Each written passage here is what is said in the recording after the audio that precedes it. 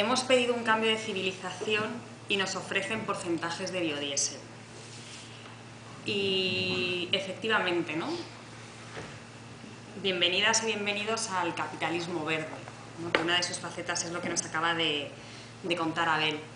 Tras décadas y décadas de sobreexplotar los mares, de atacar los elementos más inatacables del planeta, como el clima, como la capa de ozono, ¿no? ¿Quién puede pensar que el ser humano puede cambiar algo como el clima, ¿no? Como la dinámica climática? Tras esquilmar los ecosistemas y a los pueblos del sur y sus recursos, llegamos al siglo XXI con las bases materiales que permiten el mantenimiento de la vida totalmente esquilmadas, ¿no? Las bases materiales que son pues, los minerales, los recursos energéticos, los ecosistemas, ¿no? En general, que son efectivamente de los que dependemos para vivir, aunque no se nos olvide continuamente, ¿no? Por eso decimos que somos personas ecodependientes, ¿no?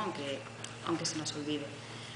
Pues llegamos al siglo XXI efectivamente con una situación planetaria como nunca antes había existido, y el propio Jorge dice que nos encontramos en el siglo de la gran prueba, ¿no? Porque es durante este siglo donde pues, llegaremos al agotamiento, y hay cifras que lo plantean directamente, al agotamiento de muchos recursos minerales, y bueno, pues el pico del petróleo se alcanzó en el 2006 según la propia Agencia Internacional de la Energía, que no es precisamente muy ecologista.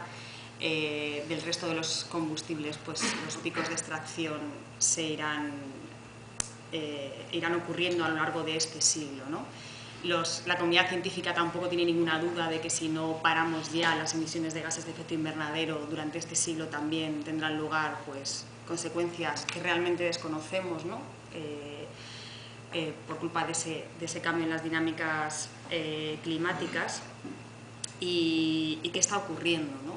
Lo que está ocurriendo en lugar de ese cambio de civilización es que nos ofrecen porcentajes de biodiesel, es ese último giro, ¿no? En la tuerca del capitalismo, que ahora, entre otras cosas, también se quiere llamar verde, y que consiste, bueno, pues en apropiarse de los últimos restos del naufragio, ¿no? En apropiarse de las tierras, como contaba Abel, del agua, a través de la privatización de ese recurso, a través de la venta en montes públicos, como hemos visto en nuestro país, a través de la sustitución de cultivos alimentarios por cultivos para combustibles. Y nos preguntamos para qué sirven realmente estas soluciones del llamado capitalismo verde, si solucionan algo, ¿no? Porque siempre se nos plantea, bueno, pero por poco que hagan algo harán. Claro, pero ese algo realmente sirve para cambiar las cosas, o realmente solamente es una forma para que no pare esa máquina de acumulación de capital, ¿no? Que es el sistema en el que nos encontramos inmersos, o si es simplemente un cúmulo de soluciones para seguir manteniendo el privilegio de una parte muy pequeña de la humanidad, ¿no? Y además, si consiguen algo, por pequeño que sea, ¿a qué precio, ¿no? ¿A qué precio lo hacen?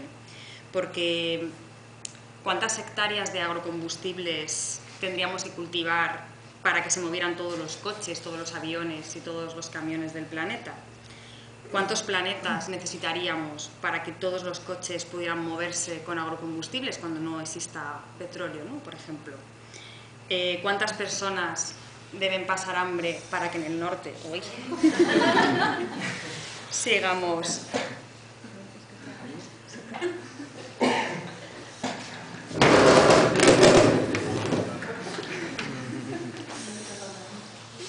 Pues estas preguntas, claro, para resolver estas preguntas no es fácil llegar a estas cifras, y realmente hay mucha gente comiéndose la cabeza. Para llegar a saber cuántas hectáreas necesitaríamos para mover todos los coches del planeta, pues tenemos que adentrarnos en un mundo de cifras, en el mundo de los mercados financieros, entender qué son cambios indirectos en el uso del suelo que a mí también me costó bastante entender, a pesar de las explicaciones de Abel. Tenemos que adentrarnos en ese mundo, pero realmente pensamos que al final las respuestas a estas preguntas, ¿no?, las respuestas esenciales a estas preguntas son bastante sencillas, ¿no? Aunque no conozcamos las cifras, nos parece que cualquiera debería poder contestar cuántas personas deben pasar hambre para que en el norte sigamos moviéndonos a cuatro ruedas, ¿no? Y es precisamente porque pensamos que el significado de los agrocombustibles, que la metáfora, que la utopía que encierran es fácil de entender por cualquier persona, y porque además sabemos que las implicaciones que tienen van mucho más allá de esas cifras y de mercados financieros, que realmente tienen que ver con la justicia social y ambiental que nos rodea, pues por todo eso nos pusimos manos a la obra para hacer este libro, y por eso existe este libro. También existe porque pensamos que debemos encontrar 1000 maneras diferentes de contar la crisis ecológica, porque pensamos que es tan importante que debemos ser capaces de contársela a todo el mundo y que debemos de encontrar maneras diferentes de hacerlo. Ladislao, un compañero que nos dejó hace apenas un mes, siempre decía que un ecologista es la única persona a la que le gustaría no tener razón. Y lamentablemente vamos teniendo cada vez más razón en muchas de las cosas de las que vamos diciendo desde hace décadas, y realmente nos gustaría no tenerla. Y algo que muchas veces comentamos es que, a pesar de tener tanta razón, no hemos sido capaces de llegar a mucha gente, ¿no?, con nuestros argumentos y con nuestras luchas. Y precisamente pues con este libro queríamos poder contar las cosas de otra manera. Y bueno, era así también una de las primeras veces que lo intentábamos en Ecologistas, para ver si un tema además tan complicado, ¿no?, como puede ser el de los agrocombustibles, se podía contar de otra manera, y creemos que más o menos lo hemos medio conseguido. Dice Santiago Albarrico en su relato: el segundo episodio de esta lucha no ha terminado. Desde 2010, la Casa Monsanto, con la complicidad del corrupto gobierno filardiano del general Buñuelco, ha tratado de apoderarse de las tierras Tabaru para la producción de etanol. Conocedora de la tradición de la comunidad, la multinacional intentó comprar a las mujeres los nombres verdaderos de las semillas, pero las mujeres Tabaru son las más discretas del mundo cuando se trata de las palabras que alimentan. En 2011, Amnistía Internacional denunció la tortura y desaparición de 23 mujeres Tabaru a manos de la policía de Filardia. El terror, sin embargo, tampoco dio resultado. Finalmente, en 2012, la orden de expropiación de las tierras fue ejecutada por el ejército y la población Tabaru fue expulsada y confinada en la franja arenosa fronteriza con Tanzania. Allí las mujeres Tabaru se han puesto a hablar en voz baja con las rocas, a susurrar en la arena, a musitar a la madera seca, y hasta los techos de las chozas se han llenado de boniatos. El 14 de enero de 2013, a la hora de la siesta, una mujer Tabaru de nombre Chimunia descubrió el nombre secreto de las fresas, y grandes barullos rojos y frescos crecen ahora en el hierro de las azadas y en las vasijas de barro muerto. Aún más, hombres y mujeres se han reconciliado y durante la mulma o abrazo amoroso se dicen uno al otro el nombre verdadero del mijo y de la mandioca y se devoran mutuamente. Nunca en realidad ha estado mejor alimentado y más amenazado el pueblo Tabaru.